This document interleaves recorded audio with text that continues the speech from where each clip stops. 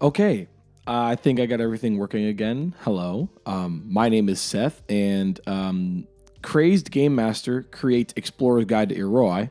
Today, I will be babbling unintelligibly about the lore of a continent in the modern era of my D&D campaign. No one asked for this. So this is Iroai. This is a continent that I made for my D&D campaign in the modern era. Last, I guess you could say episode, we talked about the lore of the world, just some basic stuff, like, what are the gods of the modern era? What happened in the ancient world? What's the affliction, right? These ancient societies, they go to war, they unify, and then they're destroyed because they took the heart of Osiris, right? So we did all that, and then we talked about a little bit of the modern era. And so I wanted to kind of get into a little bit of the modern era in this continent, in Iroai. It is a fun continent. This is where my first campaign took place in this universe or this world. And so it's been a lot of fun kind of picking and choosing, like, oh, what do I want to talk about next? Well, I'd love to talk about this Iroai because it was the first thing I really made. So, yeah, we're going to kind of jump into it. Obviously, my map making skills are not legendary. They are fine at best, right? I don't really pride myself on it, but I used a something called Wonder Draft, and it makes pretty good maps. I really like the tools it has. It's a one-time purchase of like $30. It's great. It's not like a monthly subscription or anything. I downloaded it on my old laptop. That's when I made this. And now that I have this new one, I just found the link and I downloaded it again. So it was awesome. But yeah, we're going to kind of jump into this a little bit. So Iroai is, it's one of 6 continents. And there used to be one supercontinent. We talked about that last episode. Used to be one supercontinent, like Pangea of our world. But then it was destroyed and torn asunder by the affliction, right? Affliction being the god of natural disasters, was killed basically, and his heart was destroyed. And in that event, the supercontinent was literally like torn apart. And so Iroai is one of those continents that kind of got pushed to the side. And so kind of getting into the lore of Iroai, we start there, right? Like, hey, this place is leveled. This place is absolutely just destroyed. It gets pushed aside. It's kind of separated from the rest of the supercontinent. And the predominant species that survived, or the predominant race that survived, was the orcs. Survived due to their hardiness. They are tough, and a majority of the orcs did survive. And they aren't like half orcs. Like, I'm talking like straight orcs, like dangerous orcs. Orcs in my world are kind of unique. Orcs do not feel pain. This is a little bit like Warhammer orcs, because I love orcs in Warhammer 40K. That's the army that I run if I ever play it. But orcs do not feel pain. And so if they're like in like a bloodlusted rage and they're going after somebody, and they get their arm chopped off, they're like, dude, why would you do that? Like, they're not like, oh, that hurts, So that's fun. Orcs do not feel pain. And I kind of have the same thing in that Warhammer has, where if enough orcs believe in something, it's true. Just because it's fun, right? We also talked about how, the gods are based off of belief, right? In this last thing, the gods are birthed by belief. If enough people believe in a god that it exists, then that happens. And orcs just kind of take that and bring it up to another level. Hey, now anything that we kind of believe, if enough of us believe in it, it's true. So there's an example in the current campaign I'm running. This was the first one, but the second one that I ran, there is a lot more like steampunk and like there's ships that are flying and stuff. And orcs were flying their own ship, and the party runs into them. They're like, "How is this ship afloat?" They're like, "Well, it works. The engine's right there, and it's like a piece of metal. Like there's not really anything really driving the ship, but to them, it worked." And they believed it would work, so it did. And they're stupid enough to where they can think a lot of things work when they don't, which is cool. But in this scenario, in Iroai, the orcs do not feel pain, and if enough of them believe in something, it is true, but they're not really using that for flying machines. They're more so thinking, like, we are strong, and they are weak. And so it is so. And they kind of dominate the region for the first couple millennia, right? Orcs are kind of thriving here. So the predominant species, main species on Iroai is the orcs. And you see like Lakuva Ocean, like they named that. They named Iroai. Like these are not really like an elven name, or an elf would not name something the Lakuva. Or probably not. These are orcish names. And that even stems into like what they call their shops. Like beer, like for a tavern, or book for like a library. Like there's not necessarily a lot of uniqueness in that, right? And so the orcs, they're the main species that survives. And in that they become the predominant species, the predator, right, for anyone else that might have survived. Not all orcs are the crazed lunatics, right? There are full orcs that are, I don't want to say like how a dog is domesticated, but domesticated, right? Like there are orcs that are not inherently bloodlusted, right? They're still violent because that's orc culture, but there are some that do not want anything to do with that, right? And so I'm gonna see if I can find. Oh, don't look! I'm just kidding. Here we go. This is something I talked about with some lore. Here we go. Some thousands. I should do thousands. This was written in 2023. So this all could be totally wrong because I ran a whole campaign after this and I haven't looked at it since. Looks like it. Some thousands of years ago, when the Great Affliction occurred, the continents all separated in their own parts. Iroai split and occupied the southwestern part of Eldetch. Didn't know that. The orc population survived more than any other through their resilience and populating skills. Winky face. After the affliction, the orcs all brought the continent to its knees and ruled it like a patriarchy. But after there was no one else to conquer, they sought to fight with one another. Thus began the War of Wild Blood, which is where Wild Maiden and the Valley get their name. So if we look at the map again, so Valley of the Wild and Wild Maiden, they get their name from the War of the Wild Blood, right? Awesome. Man, Seth, you're not bad at writing lore, even a couple of years ago. When Iroai was discovered in 350 PA, colonizers felt this place was impossible to settle into the high orc population. However, a group tried and discovered that the orcs that were left, they were tired of fighting and actually welcomed the settlers, interested in learning their practices. In 400 PA, the capital Wild Maiden was established. King Belaruk, the half-orc, was crowned leader, and a flourishing life began. The continent grew fast, and the orcs mostly obliged. Some fought it, but a majority felt it was necessary. So, we'll kind of, that's enough on that end. But the background is, the War of the Wild Blood is of the orcs just dominating everyone in the area, right? Like, no one stood a chance against the orcs, and that makes sense. Valley of the Wild and Wild Maiden get their name from that. And eventually, settlers come to stay and notice the orcs are tired of fighting. And they settle. And I think that's what I really mean whenever I'm talking like they are domesticated, right? It's not so much that they're domesticated. It's more so that they are they're tired of fighting.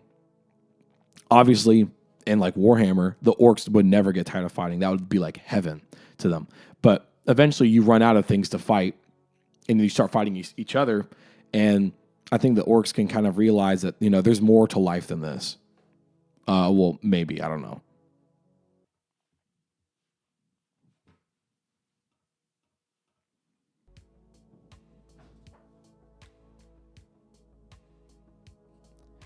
Okay. So the settlers, they come, they settle, and now if this is taking place like 2500 post affliction, I think is when the campaign starts. That means that for about 2,000 years, there's been real rulers in Iroai. Okay, excuse me. So for about 2,000 years, there's been real rulers in Iroai. And whenever you're doing a medieval world, if there's like long times like that, you kind of have to preserve the idea that medieval is kind of the way to go, right? Like you'd imagine after this long, guns would be everywhere, right? And even in another one of my regions, Cryarch, this continent, has firearms. They got guns. They're shooting everybody with it. They're using powerful artifacts, and people are like using the flying ships, but still swords and bows are okay. And you have to preserve that for the sake of the campaign, at least in my mind, right? So there's been a long time, and there's been real rulers in Iroai for about 2,000 years. Let's talk about some of the actual locations here in the modern era, right? A couple things to note before we start. One is that Iroai is a religious continent. Orcs are naturally religious, Two, orcs make up about 45 to 50% of the population. Includes half orcs. Right? That's a lot, though. That's a lot. Compared to humans and elves and dwarves and all that stuff, right? Cool. Nearby on I'm trying to figure out how to word it. The closest continent, Eurelia, just suffered a brutal war between dwarves and elves. So that kind of, dang it, I forgot. I have to keep on adding stuff to my dictionary. That kind of sets the stage for the campaign that I ran, which is that Eurelia, the party actually are native to Eurelia, and they are fleeing the war for assorted reasons, right? There was the druid, there was the cleric of Fia, there was a barbarian who was a warforged, there was a necromancer wizard, there like all sorts of them, and they all fled for their own reasons, but to get away from the war and start over in Iroai. And so they landed here in Fellowkin. And so let's start there. Let's start with Fellowkin. Fellowkin was and is a port town. They do trade with Eurelia. And in this sense, they also were welcoming refugees. They are actually considerably polite compared to what others might be, Fellowkin, it doesn't have necessarily a ruler, but let me see if I can actually find, oh man, I'm going to go into my notes. There's my notes from the first session almost 3 years ago. Wow. That's awesome. Oh, it's not even loading it. Oh, here we go. There's something I'm trying to find. There is a, hold on.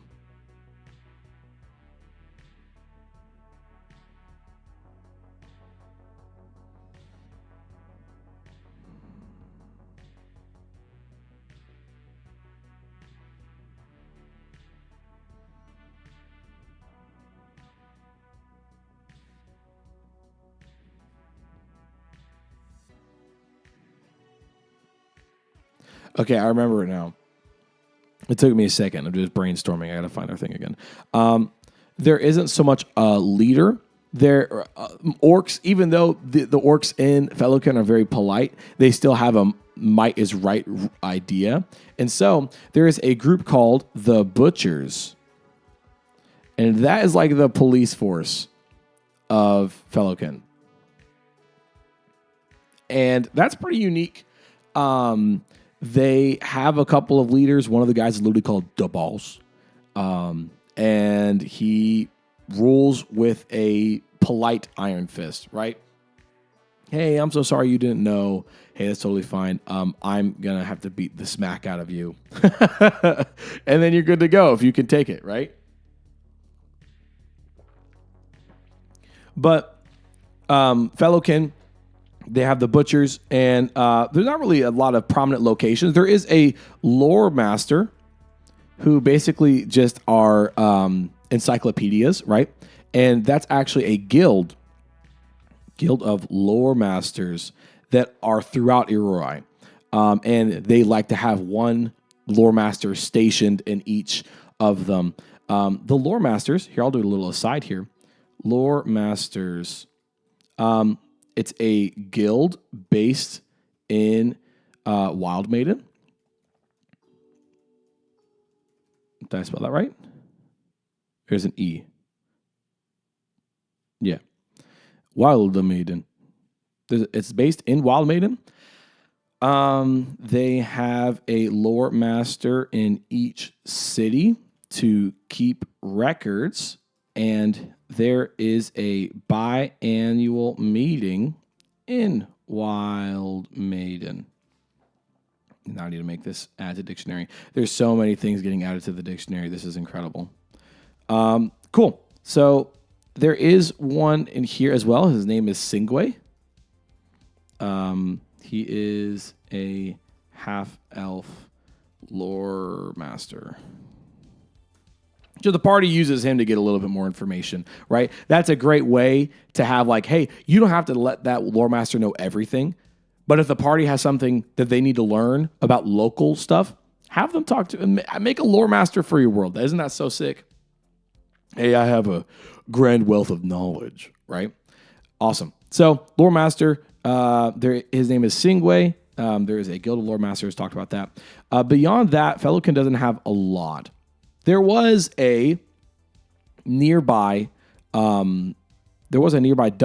That was the party's first kind of like journey together that a bard had kind of told them in a tavern, like, hey, I heard a tale of a dungeon north of here in the wildlands, and there's supposedly a powerful artifact there. And that's kind of what drove the party together, right? They all kind of came together like, wow, I actually want to learn a little bit more about this world.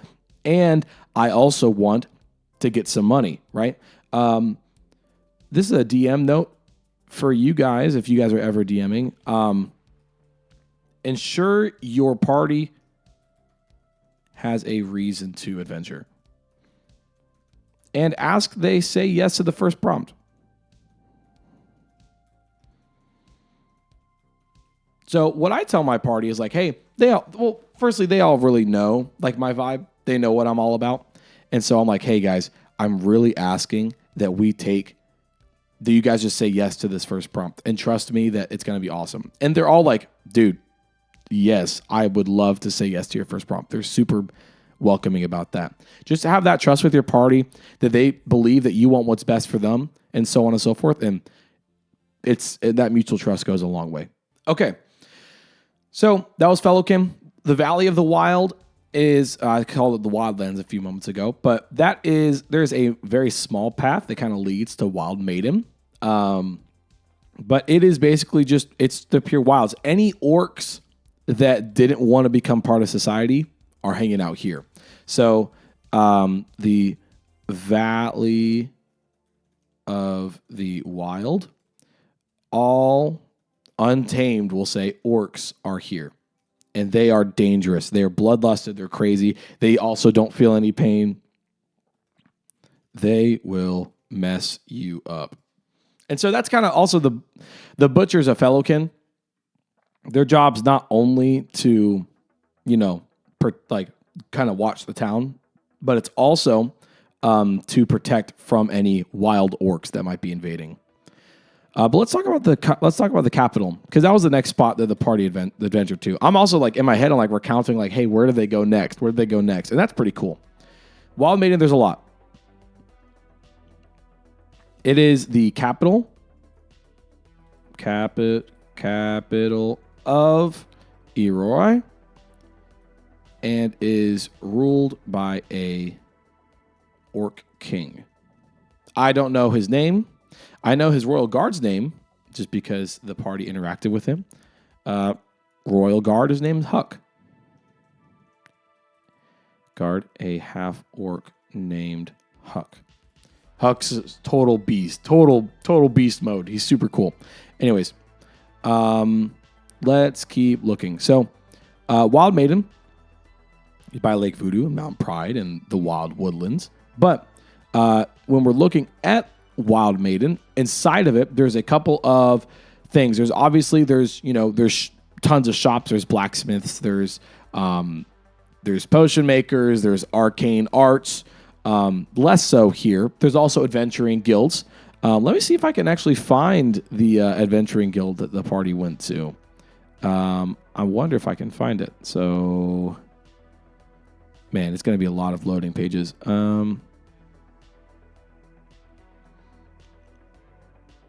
The Voodoo Rangers. I forgot about that. Oh, man.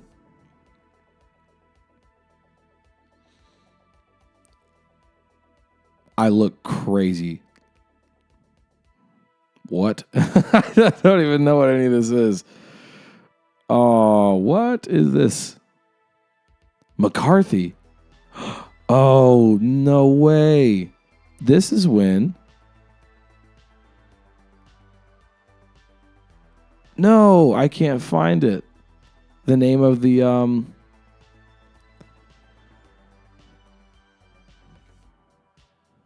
Okay, I can't find it, but there is there's an adventuring guild here. There's a potion makers guild. And there is a fighting guild. And this is a big deal. There is an annual tournament in a coliseum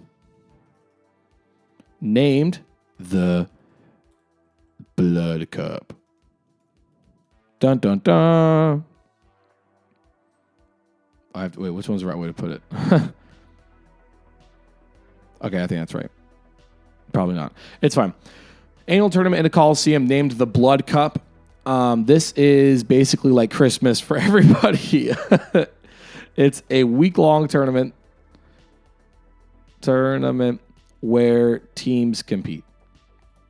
So, you get your party in there. That's awesome. Winning team gets 1,000 gold. When you sign up, you are put in groups or your own in accordance to your level in the fighting guild. So the fighting guild is still tied to the adventurers guild. Sorry, which is tied to adventuring guild.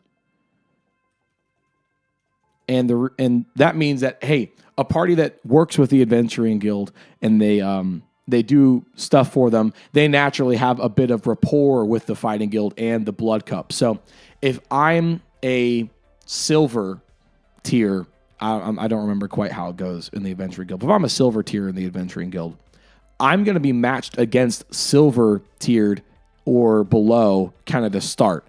Eventually, though, I will kind of, if I beat all the silver guys, there's only gold and above left. And so I'm definitely going to have to step up. But it also means that the first couple of matches aren't necessarily like platinum, elite, level 40 adventurer against Jonathan. And Jonathan just gets absolutely smacked, right? There's a little bit of competitiveness to start. Each day you win, you get 50 gold each. So a little bit of gold to, go to shops and get some potions, repair your armor, so on and so forth. I don't know if you guys know this, but a gold is considered 1 day's wage, which also means, in our terms, I like to put that as 100 buckaroos. I guess I just put the dollar sign there. So 1 gold is worth $100. So like, you get $5,000, you know, and that's $100,000, you know, for the winning team. Like, so that's super cool. Like, if you view gold that way and realize, oh man, things are really expensive and gold is really valuable. You know, I like to think of it that way because it says a gold is a commoner's day's wage. So that makes sense to me. It also means that's probably a good incentive to start adventuring. Like, yeah, I may not be it might be safe to do something else, but I'm greedy or whatever, you know?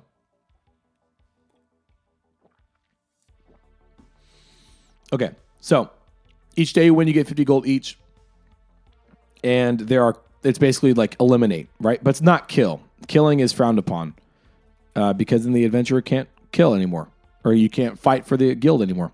Killing is bad in tournament, and you can be disqualified if you kill. It's not like necessarily going to happen, but there's obviously dangerous hazards in the pit. Like they'll make it, there's a big running water through the center, or they'll toss some magma in there, or, you know, they'll put some creature that they found and just toss it in the ring in the middle of it, right? So it's cool. But that's a majority of Wild Maiden. It's a lot about the Blood Cup. And let's look at what else we got. So we've only explored these 3 locations, so I'm going to kind of pop these next 3. We got Fortune's Pass, Lernax Falls, and Fortunave. Fortune's Pass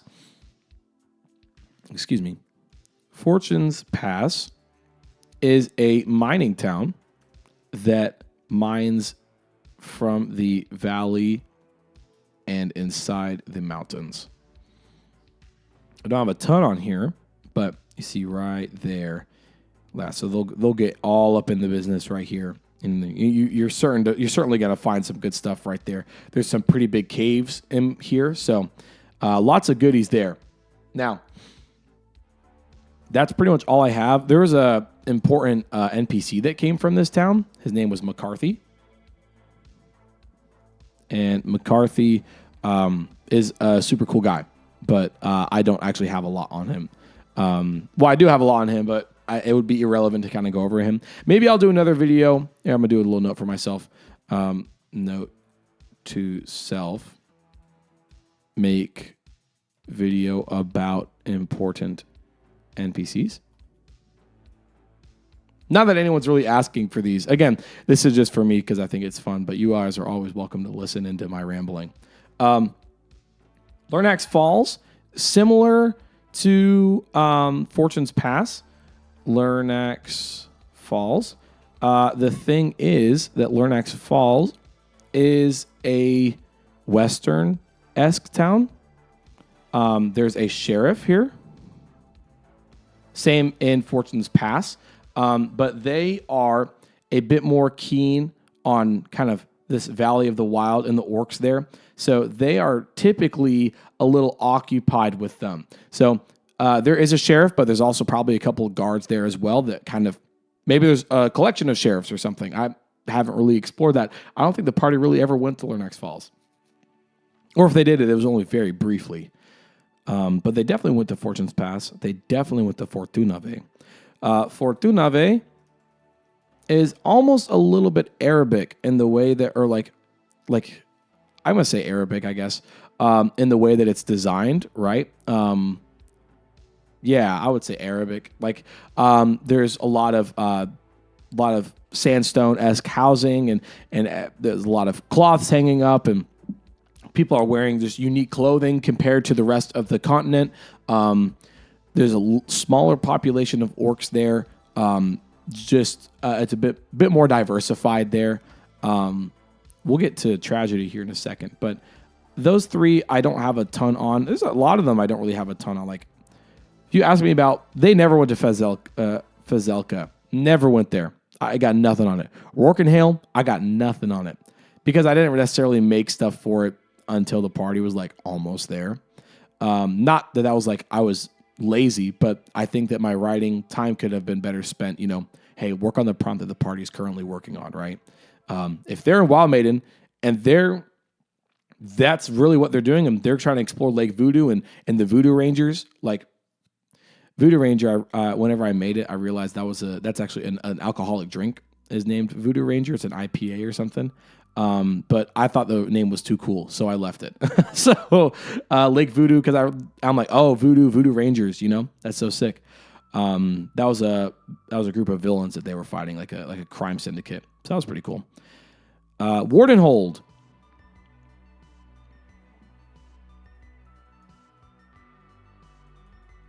Okay, sorry. Wardenhold. This is awesome. This is a guardian town that really protects the rest of the continent. You might be asking, Seth, why though? What are they guarding the continent from? Dragons. My friend's a huge Final Fantasy fan, so Dragoons, that like kind of vibe is in Wardenhold. The Jagged Range is home to almost the entire population of Iroai's dragons. The orcs during this age, like whenever they were kind of just fighting everything, they pushed the dragons back to the Jagged Range. And they just kind of left them there. And the dragons have since kind of made this their home. And if any of them try to go past Wardenhold is going to snipe them out of the sky. They got huge cannons, huge ballistas. Nasty. Guarding from dragons. There's obviously a dragon hunters guild here. And that's pretty awesome. Dragoons are a real thing and they're scary to fight. I just think that's cool. Like I said, Jagged Range is a full of dragons. And Willowport, people haven't really gone to Willowport in a long time. And you might be wondering why. Well, there's dragons there. So anyone who would go to Willowport, it's kind of cut off. Fortress Hilken, again, don't have a ton on that either. But that would probably be another defense against the dragons. The dragons, obviously, Wardenhold kind of has this area covered, and if they are able to, if they try and snoop past Fortress Hilken's right there, they're going to snipe them out of the sky. I do know Fortress Hilken is predominantly dwarvish. Fortress Hilken, mainly dwarvish. Dwarfish. Cool. Another guard against the dragons. And then Willowport, probably all dead. I'm not going to lie. Because they cut off from the rest of the continent due to dragons. And no one goes there. So their fate will be lost to time unless the party ever goes there. Little break. Okay. So Willowport, they're probably all dead, to be honest. Very sorry for them. Tragedy. This is where things get interesting. Let's go to Tragedy. Tragedy is home to an ancient ruin from pre-affliction. Dun, dun, dun. That's crazy, Seth. What? Baruat was one of the nations of this ancient world, and this was one of their settlements. Not that this was Baruat as a whole, but Baruat Nation has this settlement. It's unnamed and lost to time. But Baruat's there, and they find a preserved scribe of Baruat. Volsanath, the mighty scribe of Baruat. Oh my goodness. He is the dog. He's the GOAT. Everyone loved Vosanath when they met him because he was perfectly preserved. He comes out, he's like, "Hey, I don't speak." They didn't speak each other's language because the party doesn't understand Unific because that's an ancient language, and he's like, "I don't understand Common." So they figured out a way to communicate, and Vosanath eventually learned Common and then was able to teach them Unific, which was cool. But Vosanath, he comes out and party loves him, and he's like, he thinks that he's the dog, which he kind of is. Vosanath is kind of the goat. So that was there. That's what tragedy was. But there are very dangerous monsters in tragedy, known as Cantus monsters.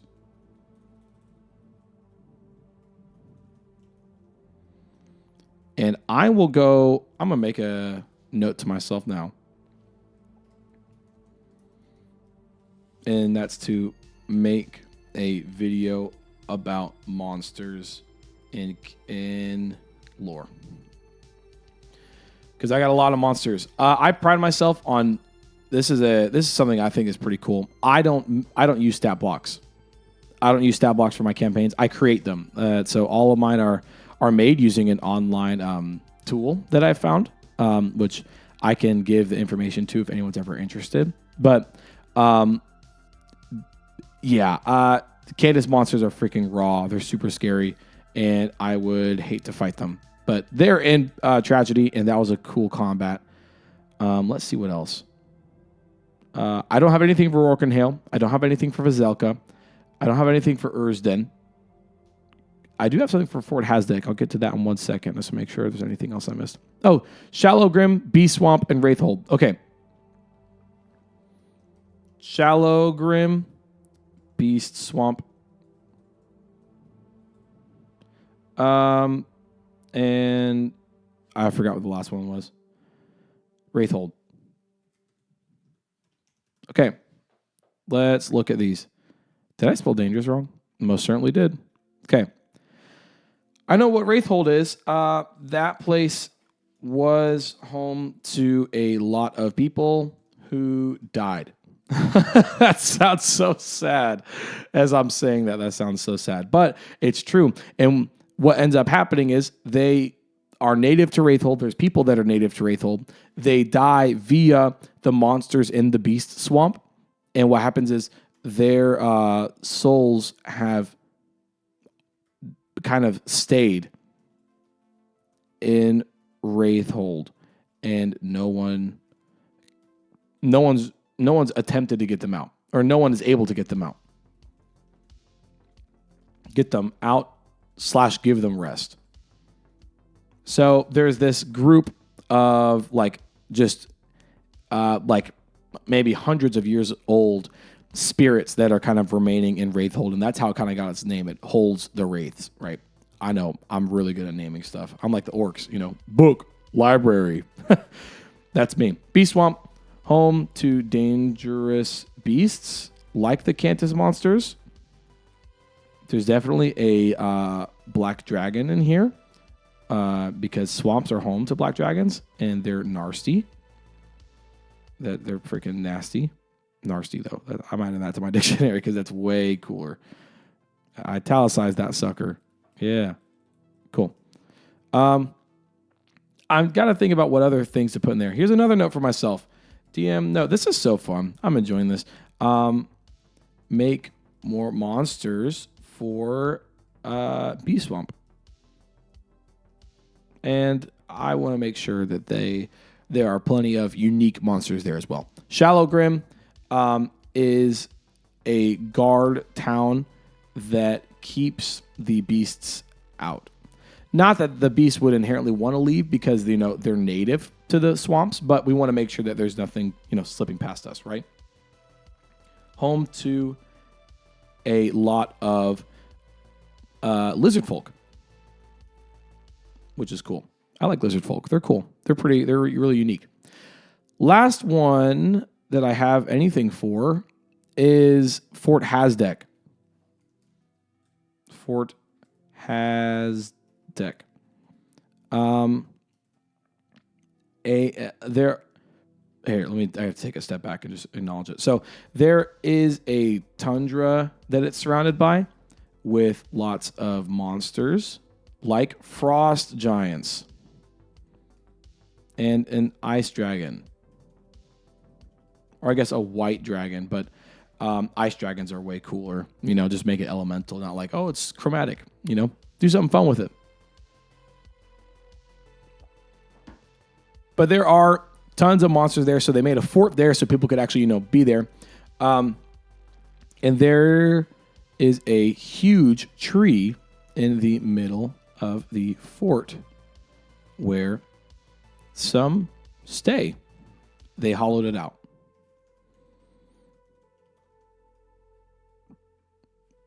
Hollowed. There we go. I was using hallowed like sanctified or something like that. That's funny. Awesome. Yeah, but they hollowed it out and people stay in there. But really, I realize now, like, a lot of this lore is very, like, surface level. There's not a lot of deep stuff besides, like, Wild Maiden and Fellowkin, just because that was really a majority of where the party spent their time. I don't know if we'll ever revisit this. I kind of hope we do, because it would be fun. But I'm going to make another note for myself here. Deepen lore about locations. Like Fazelka and Rorkenhale. Like those places, there's nothing for. There's nothing for it. And that's fine. But if I ever want them to come back here, I would love to actually have legitimate lore for each of these locations. But yeah, that's a very brief kind of reflection on Iroai. So right now, so far we have briefly talk about the gods. We talked about the ancient world and what happened with the affliction. We talked about Iroai, and I don't know what I'll do next, but I hope it'll be fun. But thank you guys so much for listening. If you type Iroai is incredible in the comments, I'll think that's pretty funny. Hey, that means you listen to the very end. But thank you guys so much. If there's anything you'd want to learn more about this world, please put it in the comments. I would love to listen to what you have to say. And maybe that'll actually give me the inspiration and the kick in the butt to, actually go do it. But hey, thank you guys so much. You guys have a great rest of your day.